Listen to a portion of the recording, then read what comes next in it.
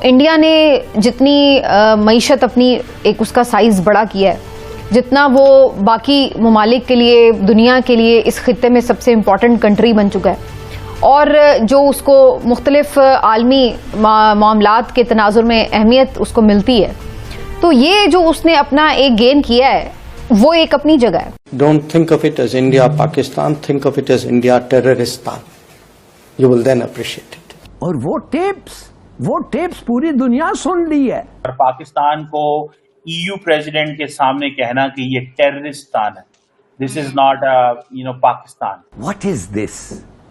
मैं समझ ही नहीं सकता हूँ कि ये एक कितनी बड़ी बात है कि एक मुल्क का वजीर खारजा दूसरे मुल्क पे इल्जाम लगा रहा है पाकिस्तान को दहशतगर्द, टेररिस्तान कह रहा है। वो न्यूयॉर्क का एक हिस्सा है, टाउन है वो, वहां पर इसने एक यहूदियों की इबादतगाह के ऊपर एक हमला डिजाइन किया था 7 अक्टूबर 2025। इसका मतलब है कि भाई इंडिया इस टाइम पूरी दुनिया के लिए ब्लेसिंग का वो बना हुआ है। बिल्कुल इसी तरह से है। करना था हमला। अब ये जो है ये पाकिस्तानी बताया जाता है। डॉक्टर जयशंकर ने ओपनली पाकिस्तान को एक तरह से स्टेट स्पॉन्सर ऑफ टेररिज्म कहा। जो पाकिस्तानी है बेसिकली उसकी एक्स्ट्राडिशन हो रही है, उसको अमेरिका के हवाले किया जा रहा है। जो खबरें आ रही हैं वो ये है कि जी हमारी लड़ाई पाकिस्तान से नहीं चाइना के साथ है, वो चाइनीज टेक्नोलॉजी हमारे खिलाफ इस्तेमाल की जा रही है। आपके ख्याल में ये इंडिया का जो चाइना कार्ड है ये हमें हर्ट नहीं करेगा? लेकिन अफसोस इस बात का होता है कि इस वक्त बाकी अवाम को आप सिर्फ लॉलीपॉप दे रहे हैं। इंडिया का मैप शो किया और बताया कि ये हमारे लिए ब्लेसिंग है। इवन सऊदी अरेबिया का मैप भी उसमें शामिल है, वो जो एरिया वो भी शामिल है, ये ब्लेसिंग है। खसारे हैं, कर्जे हैं और तबाही है। बिल्कुल माशी तरक्की का दूर दूर तक कोई नामो निशान नहीं है, जितना मर्जी झूठ बोल रहे हैं। अभी आपको एक बड़ी न्यूज दूं, इंडिया की इकोनॉमी जो है इस टाइम 5 ट्रिलियन से भी ऊपर चली गई हुई है। मैडम समझते हैं ये क्या कोई डिप्लोमेटिक ऑफेंसिव का आगाज है? ये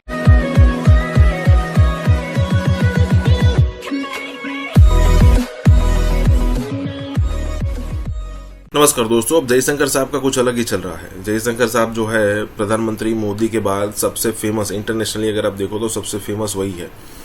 और बड़े बड़े कंट्री के प्रेसिडेंट हो या फिर प्राइम मिनिस्टर हो, वो जिस तरीके से मतलब जयशंकर साहब जिस तरीके से सामने वाले को डील करते हैं उस पर फिदा हो जाता है। अब देखिए, हम सबको पता है कि यूरोपियन कंट्रीज़ के कई सारे पत्रकार जो है वो जयशंकर या फिर भारत को टारगेट करने की कोशिश की उन्होंने, लेकिन नहीं हो पाया। उसके बाद अमेरिका का भी यही हुआ कि अमेरिका के कई सारे पत्रकार तो थे, उन्होंने भी यही चीज़ करने की कोशिश की, लेकिन वो भी नहीं हो पाया। लेकिन अब यहाँ पर बात हो रही है कि पिछले दिनों जयशंकर साहब कहीं पर थे और उन्होंने पाकिस्तान को टेररिस्तान बोल दिया। अब पाकिस्तानियों को बुरा लग गया। देखिए, अगर मान लीजिए 2 घंटे का इंटरव्यू है ना, तो 10-15 मिनट वो ऑब्वियसली पाकिस्तान के लिए बचा के रखते हैं और उनको अच्छे से पेलते हैं, मतलब पाकिस्तान की मैं बात कर रहा हूँ। और आए दिन वो क्लिप सब सामने आती रहती है। अब तो ऐसा लग रहा है कि ठीक है भाई, ये जैसे एक कंपलसरी कोर्स हो गया जयशंकर साहब के लिए कि ये तो करना ही करना है। इसी के साथ ही वीडियो शुरू करते हैं। और हाँ दोस्तों, सुपर थैंक्स के जरिए हमें मदद करना ना भूलें।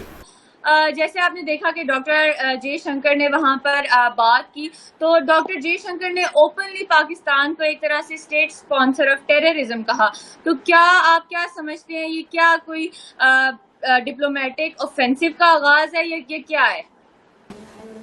देखें, दुआ बहुत शुक्रिया। देखें, इंपॉर्टेंट चीज ये है कि डॉक्टर जयशंकर जो है वो बेल्जियम में, ब्रसल्स में है, और वो यूरोपियन यूनियन और बेल्जियम की जो लीडरशिप है उनसे भी मुलाकातें कर रहे हैं। एक बात तो ये हो गई।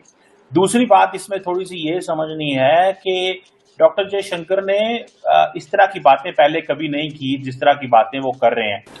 आपने सुना वो कह रहे हैं कि इंडिया टेररिस्तान। तो ये एक बेसिकली अप्रोच है जो इंडिया जो है वो अडॉप्ट कर रहा है, और ये वो अप्रोच समझते हैं कि अगर हम ये अप्रोच जारी रखेंगे तो शायद हम एक ऑफेंसिव लाइन जो है वो अडॉप्ट कर सकेंगे। और पाकिस्तान को ईयू प्रेसिडेंट के सामने कहना कि ये टेररिस्तान है, this is not Pakistan.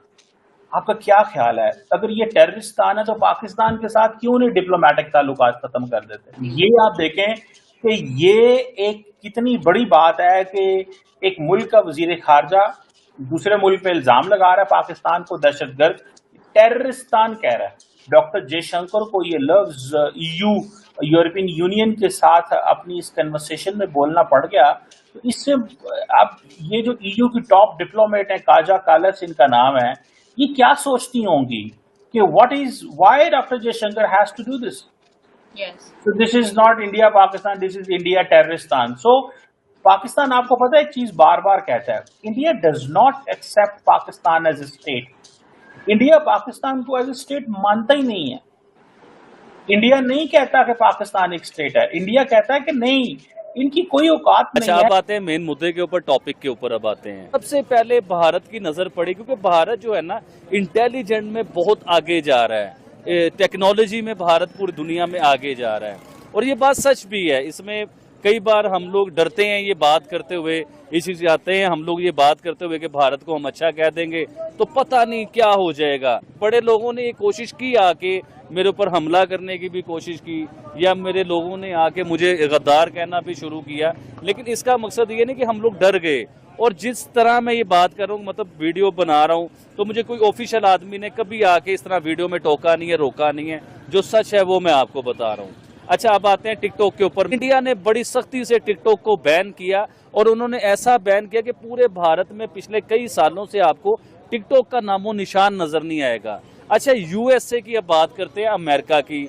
America वैसे तो हम लोग उसे सुपर पावर कहते हैं। अमेरिका जो अपने आप को सुपर पावर कहता है ना, आप यकीन मानिए ये इंडिया की नकल उतारता है, और ये एक जगह पे नहीं, ऐसी कई जगहों पे मैं आपको दिखा सकता हूँ कि इंडिया की वो कॉपी करता है, इंडिया की नकल उतारता है। अभी आप रिसेंटली देखें कि इंडिया का जब इंडिया ने वो चाइना की ऐप जो है वो टिकटॉक को बैन किया, तो उसके बाद अब अमेरिका उसी रास्ते पे चल पड़ा है, उसी कदम के ऊपर कदम रखता जा रहा है। अब वो भी ये कह रहा है जी कि हमारी सिक्योरिटी के इश्यूज हैं टिकटॉक को लेके, हमारे राज नहीं रह रहे हैं, तो हम लोग भी टिकटॉक को जो है ना बैन करने वाले हैं। यानी कि इंडिया के नक्शे कदम पे चलते हुए हम भी टिकटॉक को बैन करेंगे। इसी तरह देखिए ना, आपके अमेरिका ने कहा जी कि मैं पूरा टिकटॉक बैन करूंगा, या टिकटॉक मैं खरीद लूंगा। वो बड़े अमीर है ना, वो पैसे वाले हैं, लेकिन उन्हें ये नहीं पता कि टिकटॉक खरीद किससे रहे हैं। हमें देखने में लगता है कि चाइना बहुत सस्ता है, चाइना जो है ना बहुत सस्ता है। चाइना में तो लोग बड़े खुशहाल होंगे, वो तो चीजें उन्हें बड़ी सस्ती मिलती होंगी। मैडम, मैं चाइना गया हूँ, तो जो लोग चाइना गए हुए हैं आप उनसे जरा पूछिए, वो लोग आपको ये बात बताएंगे। हो सकता है आप भी झूठ बोल रहा हो, चाइना में बहुत ज्यादा महंगाई है, फिर भी पाकिस्तान में चीजें हमें सस्ती नजर आती हैं। आप यकीन करें, चाइना से मैं बता रहा हूँ। एक जूसर था, तो मुझे एक चाइनीज ने कहा, वो दोस्त बन गए, वो थे, कारोबार कर रहे थे चाइना को लेके, तो जूसर मशीन जो है ना वो थी, तो मुझे चाइनीज ने कहा कि यार आप पाकिस्तान से जब नेक्स्ट टाइम आओगे ना तो हमारे लिए जूसर लेते आना। तो मैं बड़ा हैरान हुआ उसकी बात सुन के। मैंने उसे कहा, मैं कि यार आपका दिमाग खराब हो गया है, चाइना से जूसर आता है पाकिस्तान, और पाकिस्तान से जूसर मैं लेके आऊं, वो तुम्हारे लिए इधर लेके आऊं, तो तुम चाइना से ले लो, इधर से बन के तो हमारे पास आया है। उसने कहा भाईजान आपके उधर जूसर कितने का? मैंने उसे कहा जी 6,000 से लेके 15,000 रुपए तक जूसर मिल जाता है। उसने कहा 20,000 से लेके 30,000 रुपए तक का जूसर है, वो इधर चाइना के बीच में। चाइना दुनिया को तो प्रोडक्ट सस्ती देता है, क्योंकि उसकी क्वांटिटी होती है, 1 लाख बना दिया, 10 लाख बना दिया, 1 करोड़ बना दिया, तो उसकी कॉस्ट भी कम होती है, उसमें 2 नंबर मटेरियल भी यूज होते हैं, क्योंकि क्वालिटी हल्की करके वही चीज उसके जैसी बनानी होती है। लेकिन चाइना में खुद के लिए अगर आपको कोई चीज परचेज करनी है तो किसी चाइनीज से आप पूछिए या किसी से भी आप पूछिए, चाइना में प्रोडक्ट बहुत कॉस्टली है।